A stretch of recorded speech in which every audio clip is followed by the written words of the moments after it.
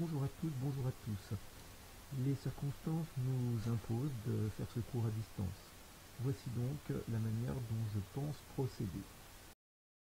Eh bien, voilà ma proposition, c'est de travailler à distance en e-learning. Ça bouleverse complètement, bien sûr, le plan de cours, les prévisions que j'ai pu émettre il y a bien quelques mois en arrière. Donc vous allez retrouver les 5 chapitres que j'avais prévus, des exercices corrigés. Je vais mettre un forum à votre disposition, de manière à ce que vous puissiez non seulement poser des questions, mais que je puisse y répondre, et que ces réponses puissent profiter à tout le monde. Et puis, bien sûr, il faut que je puisse, et vous-même aussi, être en contact, à distance avec vous. Donc je me permettrai d'avoir un premier rendez-vous Skype au tout début de votre formation de gestion financière. Et puis ensuite, on programmera des rendez-vous pour pouvoir faire un peu le point, répondre de vive voix à des questions, à des interrogations, à tout ce qui peut peut-être pour vous être anxiogène. Et j'en profite d'ailleurs pour vous dire là, soyons calmes, détendus. Je crois que nous avons aujourd'hui pas mal de sujets de préoccupation par ailleurs. J'espère que pour vous, cette formation de gestion financière peut être peut-être une certaine détente et se changer les idées. Et puis je vous proposerai également de passer des QCM. J'y reviendrai, un par chapitre, un QCM final. Mais ça, j'y reviens dans quelques instants. Je reviens sur l'évaluation de ce cours. Là aussi, bien sûr, je ne peux plus être avec vous dans une salle et puis travailler très classiquement sur un partiel, etc. Donc je propose de scinder votre note en deux. Une première note qui va être une note qui apparaît au fil de l'eau, c'est du contrôle continu, moitié de votre note, et un cas final à rendre que vous ferez tranquillement chez vous et puis que vous me déposerez en ligne. Le contrôle continu, donc 50% de la note finale, ça sera 5 QCM qui portera chacun sur un des chapitres à étudier et qui pèsera pour 10%. Là aussi, j'y reviens un peu plus tard. L'organisation du cours se fera toujours en deux parties.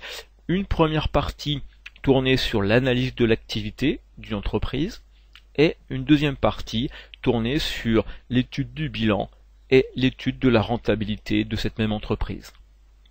Dans la première partie, analyse de l'activité, je mettrai 3 chapitres. Tout d'abord, le compte de résultat et des premiers éléments pour analyser. Un deuxième chapitre qui portera beaucoup plus sur l'approche par les ratios. Et puis un troisième portant sur la capacité d'autofinancement de l'entreprise.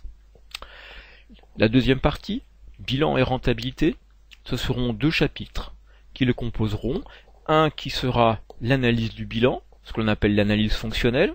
Je garde toute la surprise et le suspense pour plus tard. Et puis un dernier chapitre qui lui portera sur la rentabilité et sur l'effet de levier. Là aussi, je garde le secret. Comment va être organisé un chapitre type? Puisque je vais faire en sorte qu'ils soient tous établis sur la même structure. Ça nous évitera de nous perdre. La structure générale d'un chapitre sera la suivante. Au tout début, une vidéo de présentation de ce chapitre. Point important, intérêt de celui-ci. Ensuite, une succession de vidéos. Par exemple ici, si je suis sur un chapitre numéro 1, chacune des vidéos seront numérotées 1.1, 1.2, etc. Des vidéos qui sont des vidéos de 6, 8, 10 minutes. Tout dépend de la partie du thème que je traiterai. Au-delà, ces vidéos, je pense, deviennent particulièrement lourdes. Donc je préfère avoir des petites vidéos courtes, l'intérêt étant pour vous de pouvoir revenir sur les points qui vous semblent obscurs de la vidéo. Et puis bien sûr après me poser des questions forum, vis-à-vis à distance bien sûr. À chaque fin de parcours vidéo du chapitre, vous trouverez un test de compréhension, qui est un test non noté. C'est de l'auto-évaluation pour vous. 5 questions pour chacun de ce type de test.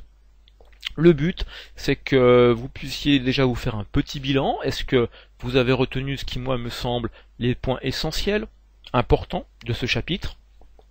Et au cas où ça ne soit pas tout à fait ça, reprendre la vidéo ou les vidéos où il y a eu peut-être un moment de faiblesse, de ma part, ou peut-être de la vôtre. Dans ce même chapitre, vous trouverez des exercices corrigés. Alors, suivant le chapitre, ça peut être 2, 3, voire plus. Là, ce sont des fichiers que je vous dépose en ligne. Très souvent des fichiers, soit Excel, soit Word, qui porteront sur des entreprises. La quasi-totalité d'entreprises que je vous proposerai sont des entreprises réelles. J'ai pu simplifier les chiffres, j'ai pu camoufler des noms parce qu'il y avait peut-être un peu de confidentialité derrière. Précaution que je prends toujours, c'est que les documents que je remets sont toujours des documents qui ne sont pas de l'année même. C'est toujours des documents qui ont 2 ans, 3 ans, 4 ans. La raison en est simple, c'est que l'entreprise peut être connue et n'apprécierait peut-être pas que je donne et que nous donnions plus largement un avis sur sa santé financière à l'heure actuelle. Et puis l'autre précaution que je prends, ça c'est d'expérience. Il y a quelques années en arrière, pour la Bourse de Paris, j'animais des formations et j'ai eu la surprise que en donnant un diagnostic d'entreprise, des personnes, par exemple, achetaient les actions de l'entreprise. Des fois, ça se passait bien, et puis des fois, ça se passait mal, et on me reprochait d'avoir émis un jugement sur l'entreprise, et que derrière, eh bien, les prédictions se réalisaient pas complètement. Donc là, voilà. Cette double raison me font prendre cette précaution. Pour chacun de ces exercices, je vous mettrai une vidéo de correction. Donc ce seront des vidéos un peu plus longues, où vous verrez comment on est en train de mener nos calculs et comment on peut avoir une interprétation, parce que là aussi c'est l'élément important en analyse financière. Les calculs, presque n'importe quel logiciel peut vous les faire aujourd'hui. Par contre, être capable d'avoir un avis motivé, là c'est une autre histoire. Et puis le chapitre se termine alors par un test qui est noté en temps limité à une date et heure définie à l'avance. Et chacun de ces tests de chapitre, eh bien c'est ceux dont je vous parlais au préalable, ils vont peser pour 10% de votre note finale. Et bien sûr, chaque test ne se passe qu'une fois. Voilà, j'en ai terminé pour cette présentation générale. J'espère ne pas vous avoir trop embêté, perturbé. Je vous le répète, on est face à une situation, face à des conditions exceptionnelles. Donc, on va mettre un peu d'huile dans les rouages. J'attends avec impatience de pouvoir vous voir par l'intermédiaire d'un écran et d'une caméra d'ici quelques jours. Bonne fin de journée à tous et à très bientôt.